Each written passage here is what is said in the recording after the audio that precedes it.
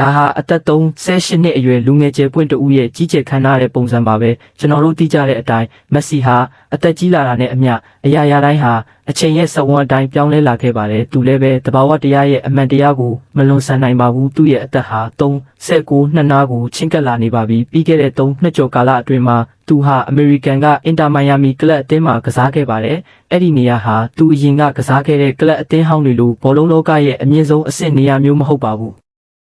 းသူဟာပြိုင်ပွဲကြီးတွေမှာမကစားခဲ့ရတယ်လို့ဥရောပစင်မြင့်ထက်မှလည်းခြေချခွင့်မရခဲ့ပါဘူးအဲဒါကြောင့်အချို့လူတွေကမေးခွန်းထုတ်ခဲ့ကြပါတယ်ကမ္ဘာဖလားရောက်လာတဲ့အခါမက်ဆီဟာအရင်လိုအဆင့်တန်းမျိုးမှာရှိနေဦးမလာ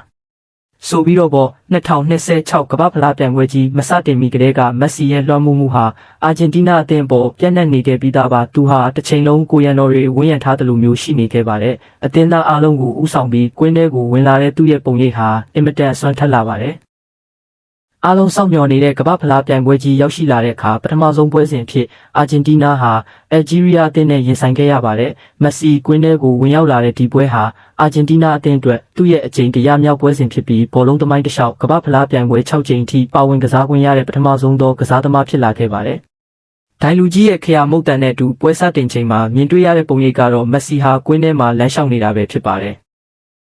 သူဟာလူငယ်ကစားသမားတွေလိုအပြင်းထန်လိုက်လံဖိအားပေးတာမျိုး pressing မလုပ်ပါဘူးသူဟာသူ့ရဲ့ခန္ဓာကိုယ်အခြေအနေကိုကောင်းကောင်းနားလည်ပါတယ်အသက်39နှစ်နာနီးကပ်လာပြီဖြစ်လို့ခန္ဓာကိုယ်အခြေအနေဟာအရင်လိုမဟုတ်တော့ပါဘူးဒါကြောင့်သူဟာအင်အားကိုချွေတာပြီးသူ့ပတ်ဝန်းကျင်မှာဖြစ်ပျက်နေသမျှကိုအကဲခတ်နေပါတယ်ဘောလုံးသူ့စီရောက်လာတဲ့အခါမှာတော့အဲ့ဒါကိုအကျိုးရှိဆုံးဖြစ်အောင်အသုံးချပြီးအခွင့်အရေးတွေကိုအကောင်းဆုံးဖန်တီးပေးပါတော့တဲ့သူ့ရဲ့ဘောလုံးအဆင့်တန်းကတော့ဘယ်တော့မှကျဆင်းမသွားပါဘူး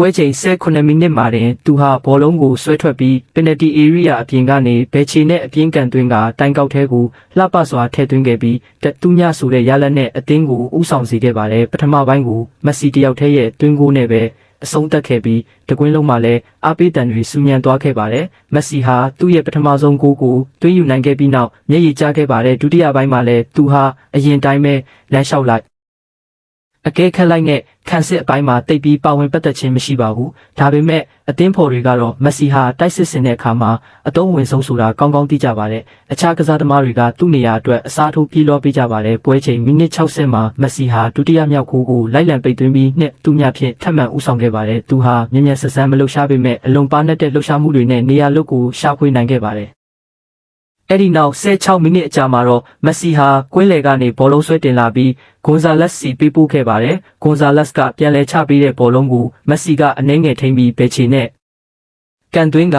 ဂိုးသမားမကာကွယ်နိုင်ပဲဂိုးထဲကိုတန်တန်မတ်မတ်ဝင်သွားခဲ့ပါတယ်ဒါဟာ2026ကမ္ဘာဖလားရဲ့ပထမဆုံးပွဲစဉ်မှာတင်သူရရှိခဲ့တဲ့ hat-trick attract ဖြစ်ပြီးဘောလုံးလောကကိုတကြော့ပြန်တုံးလုံးသွားစေခဲ့ပါတယ်ဒီပွဲစဉ်တစ်ပွဲနဲ့တင်မက်ဆီဟာသမိုင်းဝင်စံချိန်များစွာကိုစိုက်ထူသွားခဲ့ပါတယ်အသက်38နှစ်နဲ့358ရက်ဖြင့်ကမ္ဘာဖလားနောက်ဆုံးအဆင့်ပွဲစဉ်တွင် hat-trick သွင်းယူနိုင်ပြီး man of the match ရရှိတဲ့အသက်အကြီးဆုံးကစားသမားဖြစ်လာခဲ့ပါတယ်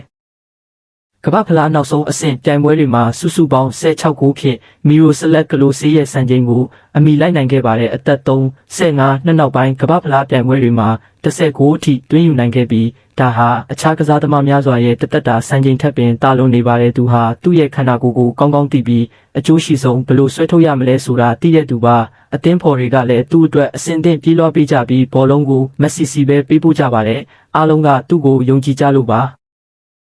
ါပွဲအပြီးမှာနီးပြလီယိုနယ်စကာလိုနီကအခုလိုပြောကြားခဲ့ပါတယ်။ဒါဟာကျွန်တော်ရဲ့6ကြိမ်မြောက်ကမ္ဘာဖလားပွဲဖြစ်ပြီးအခုလိုကောင်းမွန်တဲ့အခြေအနေမှာရှိနေသေးတဲ့အတွက်ဝမ်းသာပါတယ်။ပထမဆုံးပွဲမှာအနိုင်ရလက်နဲ့စတင်နိုင်ဖို့ကမလွယ်ကူပါဘူး။ဖခင်သခင်ကကျွန်တော်ကိုအရာရာအများကြီးပေးသနာခဲ့ပါပြီးကျွန်တော်အခုချိန်မှာပျော်ရွှင်ရုံပါပဲ။တမိုင်းတစ်လျှောက်အကောင်းဆုံးကစားသမားတွေကတအူးအဖြစ်သတ်မှတ်ခံရတဲ့အတွက်လည်းဂုဏ်ယူမိပါတဲ့အချိန်ကာလဟာမက်ဆီကိုဘာမှလုပ်လို့မရပါဘူး။သူဟာကစားဟန်ကိုပြောင်းလဲပြီးသူ့ခန္ဓာကိုယ်နဲ့အသင့်တော်ဆုံးနီလန်းကိုအသုံးချသွားခဲ့တာပါအားလုံးကမထင်မှတ်ထားတဲ့အရာကိုလုပ်ပြပြီးသူဘာကြောင့်တမိုင်းတစ်လျှောက်အကောင်းဆုံးဖြစ်နေရလဲဆိုတာကိုသက်သေပြခဲ့ပါတယ်ဒါဟာလက်လျှောက်ရင်းနဲ့ပဲ hat-trick သွင်းယူသွားခဲ့တဲ့အသက်38နှစ်အရွယ်လီယိုနယ်မက်ဆီဆိုတဲ့လူငယ်ကျယ်ပွင့်ရဲ့အကြောင်းပဲဖြစ်ပါတယ်